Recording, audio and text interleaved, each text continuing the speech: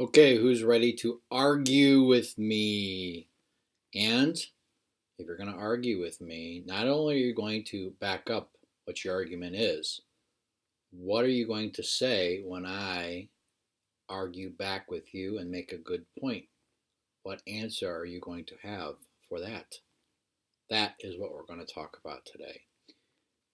Most of this year, in some capacity in language arts, we have talked about writing strong arguments, making a claim and then supporting it with evidence. Okay, so if you're going to tell me what the theme of a story is, and you believe that to be true, you obviously have to support it with evidence. Okay, now, what happens? What do you do in a situation where someone says, I disagree with you. I think your reasoning is wrong. Here is my reason why I'm right with what I'm saying. Then what do you do? Well, that's what we're going to talk about today, and it's going to lead us into our next piece of writing. So we're going to talk about two things called a counterclaim and a rebuttal, okay? And both of them go with making a claim or making a statement. Think about a topic sentence where you make a statement. The counterclaim and rebuttal are just another part of this. So let me just walk through here. This could be Mr. Turpak. This could be, I don't know, Mr. Blackard, I suppose. It's been our experience as teachers that middle school students sometimes enjoy an argument, especially when they think that they are right. Now, that's none of you guys, right? You never argue with your parents, and you never think you're right. Hope you don't mind my sarcasm. But even if you think you're right, how do you effectively deal with the other side of the argument?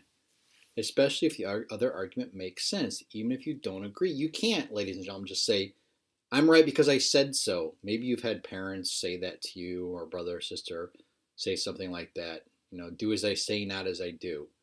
Well, with all due respect to all your parents, it's not the most effective way of dealing with a situation. If you make a claim and you state your case and then someone argues back with you, you need to be ready to defend your argument, point out why their argument is not as good as yours. An effective way, you just kind of follow where my cursor is, an effective way to know what the counterclaim is, and then to address what that counterclaim with what's called a rebuttal, which I think is a hysterical word. By doing so, your argument has much more credibility. A counterclaim, ladies and gentlemen, a counterclaim is simply the other side of an argument. If you think your bedtime should be later, your parents' counterclaim might simply be that your early bedtime is perfect the way it is because you need a full 9 hours of sleep. This is so important, I want to say it again. A counterclaim is simply the other side of an argument. Okay, so if you're making one argument, the counterclaim would be the argument against your argument. If you think your bedtime should be later, your parents' counterclaim might simply be that your early bedtime is the perfect the way it is because you need a full 9 hours of sleep. Now, so let's say the parents say that. Your rebuttal is how you deal with the counterclaim. So if your parents say you need to go to bed early to get your 9 hours of sleep, your rebuttal might be that when you go to bed early, you can't fall asleep anyway. So an early bedtime is not necessary. Let's put this together into a type of paragraph that you might write. Here's the claim. Okay, here's the claim. I should be able to stay up until 10 o'clock on school nights, not only 9 o'clock. Okay, there's your claim. That's what you believe. Now, here comes the counterclaim. Some people might argue, your parents in this case, that an early bedtime is necessary because they say middle school students need a full 9 hours of sleep. There is your counterclaim, ladies and gentlemen. Okay? Then you say, I respect that argument, but I disagree. Okay? You don't want to say, you're wrong, mom and dad, or you're wrong, because that is going to weaken your argument. Okay? You acknowledge the other argument, but then you do your rebuttal. Why do you disagree? I disagree because when I go to bed at the time my parents make me, I lie awake for at least an hour because I'm not tired. So really, a later bedtime is better because I can be productive. So I want to say this again. Your claim. This is your argument. This is what you believe. The counterclaim. What other people might argue against your claim. Your acknowledgement of the other side. Okay. and then the rebuttal, okay? And so I've kind of laid this out here. It's color coded. I have the first sentence would be your claim. The second sentence right here, you write what the other side is, which is your counterclaim. You acknowledge the other side, which is I wrote here, you treat the other argument with respect, okay? And then you explain why their argument is not convincing by explaining why it doesn't work. This is your rebuttal, okay? So addressing a counterclaim with a rebuttal is one of the most effective ways to make an argument. It's much better than just saying something like, I'm right because I told you I'm right. That just doesn't work, all right? This is what we're going to work on with some exercises here is the easy part, because what you're going to be writing about is two pieces of literature. You're going to be comparing two pieces of literature, and you're going to have to tell us which of the pieces of literature you're reading more clearly states the theme and why, and you're going to have to address a counterclaim there.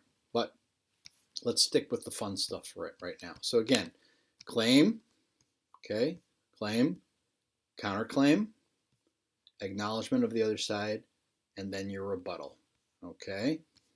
You can kind of think of your rebuttal as your yeah, but, okay? So a couple things I want to look through here, okay? This is an exercise that you're going to do with a partner, okay? Or a couple partners. And so I want to explain this real quickly, and I want to walk us through it here, okay? So before you panic, what I'm highlighting here is not actually true. But I want to use this as an example. This is the oldest argument that people make in 6th grade and middle school, is this idea of, should there be a dress code? Okay, now most students would say, no way, man, leave us alone. So let's say this is the case. There is a proposal before the Orange Board of Education that Brady Middle School will have a dress code. Boys must wear dress pants and a solid collared shirt. Girls can wear the same, but may also wear a dress that is knee length or longer. Okay, so you're angry at this. You absolutely think this is nuts, all right? So the first thing you're going to do is need to make a claim. So it says, first write one sentence stating whether you agree or disagree with this proposed dress code, or if you agree with this proposed dress code, or if you disagree with this proposed dress code. So I will be on your side. I will say we should not have a dress code, okay? I believe that students at Brady Middle School should not have a dress code. Okay? So there you have that. All right? Then you're going to come up with 3 good reasons why. Okay? 3 good reasons why. Now, not all of them have to be super strong, but you should, in the case of thinking about it, as you work through these, you should have 1 or 2 that are very strong. All right? So one is, I like to express my personality in how I dress. That's 1, okay? 2, I believe that students are mature enough to decide for themselves what they want to wear. And then let's see a 3rd one. I believe that we should punish students who dress inappropriately, not everyone who can handle the freedom of no dress code. Wow, those are good reasons, actually. I'm starting to be convinced we shouldn't have a dress code. So I just came up with 3 good reasons. I'm supporting my claim here, okay, which is I believe that for students at Brady Middle School should not have a dress code. Okay, now, the counterclaim. What do you think someone who believes in a dress code would argue? You have to anticipate what your opponent is going to argue. So someone who thinks that a dress code is a great idea, you need to think to yourself, okay, what is that side going to argue? Okay, so what I might anticipate the other side arguing is that Some might say that by having a dress code,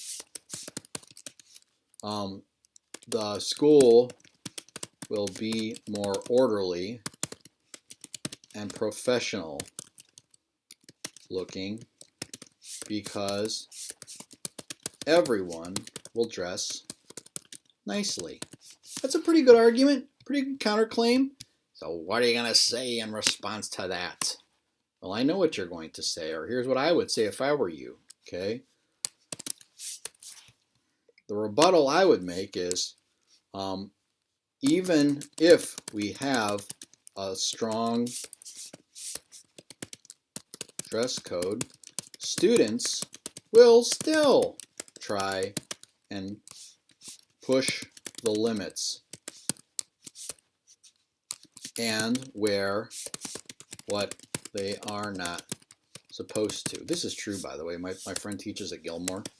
He says, and they have pretty strict dress code, and he says it's a constant battle. So, to reiterate here, you made your claim. Brady Middle School, forget the dress code. Here are 3 good reasons why we shouldn't have dress code. Here is what my opponent would say. Okay, that's the counterclaim. And then, how would you answer it? All right, that's what you're going to do. Now, I want to be clear about what the expectation is moving forward. Okay, look at the screen here, and this is actually on your handout. Okay, it says there is a proposal by the Orange Board of Education to start Brady Middle School's day 1 hour later. The length of the day would not be impacted at all, so they would effectively go from 8:25 until 3:35, so 1 hour later. Ladies and gentlemen, what you're going to do is you're going to divide yourselves into 2 sides of the room. On one side of the room, and I'm sure the teachers in the room will help you with this, one side of the room will be people who believe that the start time is fine the way it is. You want to start early and end early.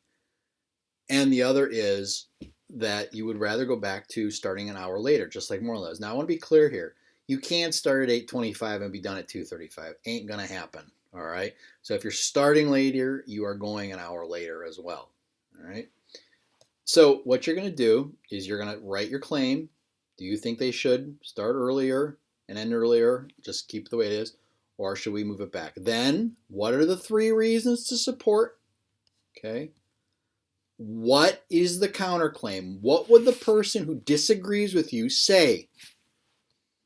And then, what is your rebuttal? How would you answer that? So, once you are divided into the side of people who think that this should start later and the side that thinks it should start the way keep it the way it is, I want you to work with a partner or 2 other people and come up with these. Now, you're all going to write your own, but you can come up with common ideas, all right? Once you're finished with that, get it checked by a teacher, and then you're going to do this, okay? I have a list of these here, okay? These are possible topics, and if there's something you want to do that's not there, feel free. And you are going to write a paragraph that includes a claim, a counterclaim, the acknowledgement of the other side, and a rebuttal. Now, this is going to be done by yourself. So I want to be clear here. This, with the later start time, you work on with a partner. This one right here, you do individually. Okay? Email if you have any questions. I can't wait to see what you guys come up with. Enjoy this activity.